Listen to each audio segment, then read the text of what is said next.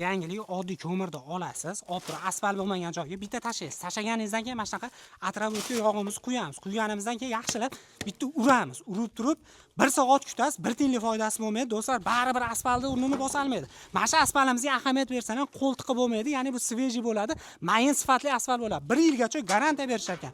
Eng qizig'i do'stlar, zasipka xizmati mutlaqo bepul ekan. Metr suvni olib bersalar, har 1 metrga 1 santimetrdan uklonlargacha qo'yib berishar ekan. Qalinligiga keladigan bo'lsak, asfaltimizni 5 santimetrdan qilib berishgan. Hop, xonadonlarga keladigan bo'lsak, kvadrat metri 65 ming so'mdan boshlab u yo'q ketaverar ekan. Ushbu xonadonimiz 2 kvadrat metr bo'ladi. 1 kvadratini 70 ming so'mdan qilib berishgan. Bu narxlarda ichida vodiy bo'ylab dastlabki usta haqqi, mahsuloti, asfali hamma yo'g'i ichida bo'ladi.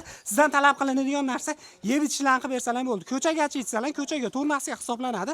Tonnasi narxi 650 ming so'mdan boshlab turib 700 ming so'mgacha bo'ladi. Kimgadir qiziq bo'lsa, bu xizmatlarda Vodiy Farg'ona asfalt jamoasi qilib bergan. Pastdagi nomerlarga aloqa etsalar, to'liq ma'lumot akalarimiz berishadi.